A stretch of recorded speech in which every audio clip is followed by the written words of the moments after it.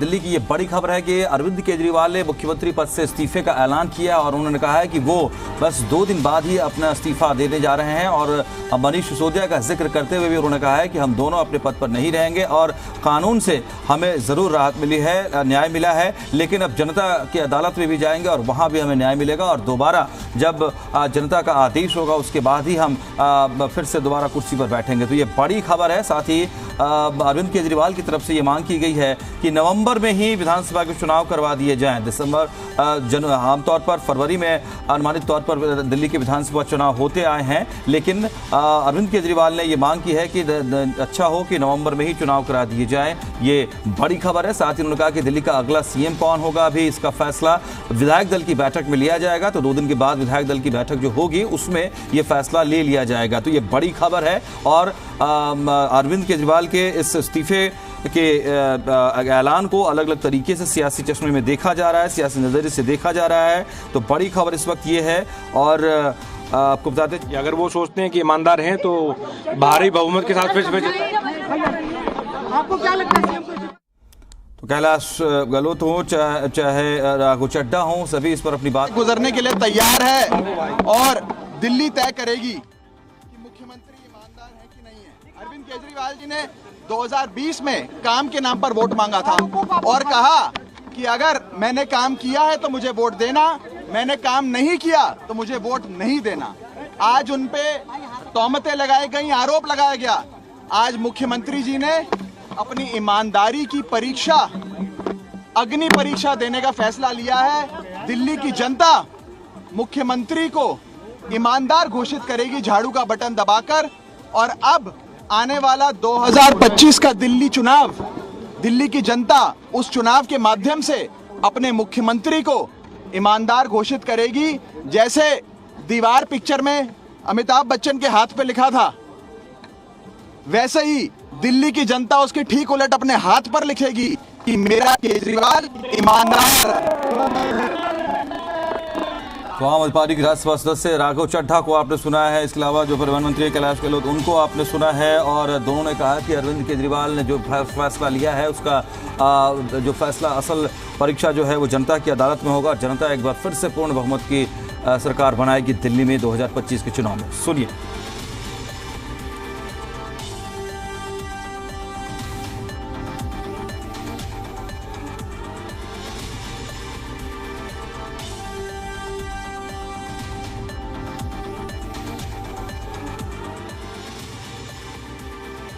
दो दिन के बाद, आज से 2 दिन के बाद मैं सीएम की कुर्सी से इस्तीफा देने जा रहा हूं।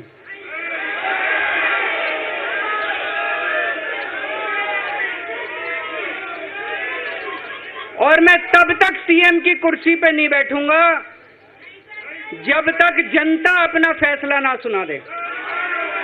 मैं जनता के बीच में जाऊंगा, गली गली में जाऊंगा, घर घर में जाऊंगा, और जब तक जनता अपना फैसला ना सुना दे कि केजरीवाल ईमानदार है, तब तक मैं सीएम की कुर्सी के ऊपर नहीं बैठूंगा।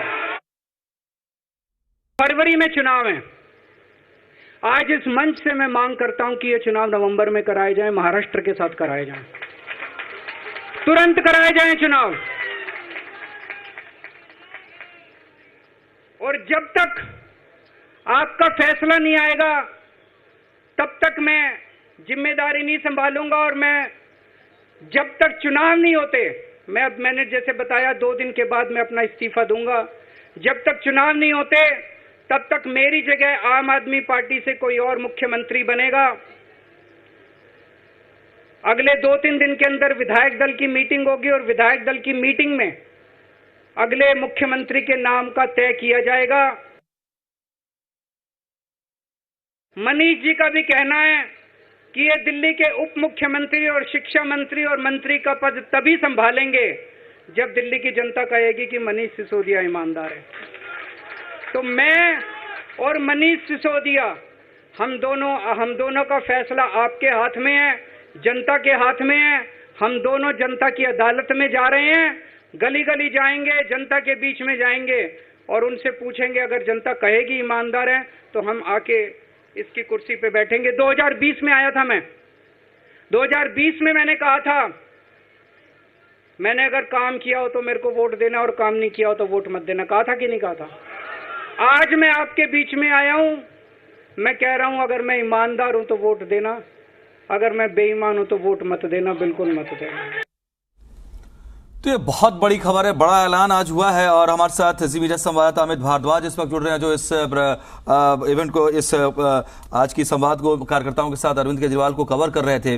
अरविंद, क्या क्या वहां पर बातें हुई हैं, क्या सिनेरियो समझ में आया है, क्या बॉडी लैंग्वेज से एक्सप्रेशन समझ में आया अरविंद केजरीवाल का? हालांकि ये बॉडी लैंग्वेज आपने क्या देखा, क्या बात हुई?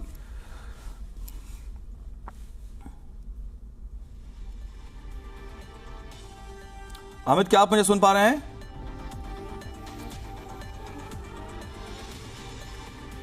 तो बड़ी खबर है ये, और अरविंद केजरीवाल की तरफ से 2 दिन बाद ही इस्तीफे का ऐलान कर दिया गया है। और उन्होंने कहा कि 2 दिन बाद मैं इस्तीफा देने जा रहा हूं और अपने सीएम पद से इस्तीफा दे रहा हूं, और यहां नवंबर में ही चुनाव कराए जाए, ये मांग की है अरविंद केजरीवाल ने। उन्होंने कहा कि चुनाव तक कोई दूसरा आम आदमी पार्टी से नेता सीएम बनेगा और इसको लेकर के विधायक दल की बैठक होगी और उसमें सर्वसम्मति से वो नेता चुना जाएगा और उनको सीएम की जिम्मेदारी दी जाएगी। लेकिन मैं तभी अब बैठूंगा सीएम की उस कुर्सी पर जब जनता की अदालत से भी मुझे न्याय मिलेगा, जब जनता अपने फैसले से मुझे उस कुर्सी पर बैठने का आदेश देगी। एक मास्टर स्ट्रोक ये दिल्ली की सियासत में अरविंद केजरीवाल की तरफ से कहा जा रहा है इसको, क्योंकि अरविंद केजरीवाल जिस तरीके से लगातार यहाँ जेल में जाते रहे हैं और जेल से आने के बाद भी उनको काम करने का मौका सही से नहीं मिल पाया, क्योंकि बहुत सारी शर्तें यहाँ पर लगी हुई हैं कोर्ट की तरफ से। इस तरीके से दिल्ली सरकार का संचालन सही तरीके से हो नहीं पा रहा है। उसके बाद कहीं ना कहीं जो बात बार बार आती रही है कि फाइलों पर सिग्नेचर नहीं हो रहे हैं, और अब भी जो शर्त लागू की गई है फाइल पर सिग्नेचर करने की मनाही रहेगी, लेकिन ये तभी अपरिहार्य कारणों पर होगा जबकि एलजी उस पर उसकी मंजूरी देंगे। तो ऐसी स्थिति में संभवतः जो ये बचा हुआ टेन्योर है, इसमें सरकार अपनी तमाम योजनाओं को लागू करना चाहेगी। सरकार उन तमाम योजनाओं के बारे में जनता को बताना चाहेगी, क्योंकि अभी तक जो योजनाएं लागू की गई हैं उसके अलावा भी सरकार के पास अपनी पाइपलाइन में कई नई योजनाएं हैं।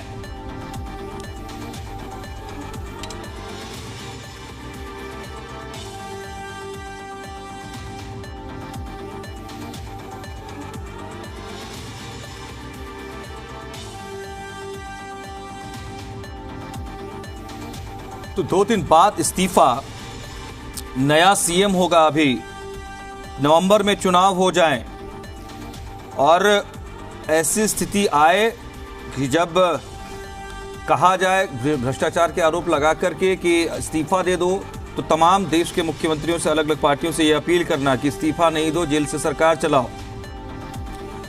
बीजेपी पर सरकार संचालन में लगातार अड़चन पैदा करने का आरोप लगाना, और यह भी महत्वपूर्ण है कि जैसा बार बार आम आदमी पार्टी की तरफ से यह कहा जाता रहा है कि हमें सरकार चलाने में एलजी के दायरे में जिस तरीके से शर्तों के साथ लिमिट कर दिया गया है, हम बार बार अपने दिल्ली को राज्य के दर्जा दिलाने की बात करते हैं, उसमें हमें मुंह की खानी पड़ रही है। तो ऐसे में सरकार अपनी योजनाओं को संचालित नहीं कर पा रही।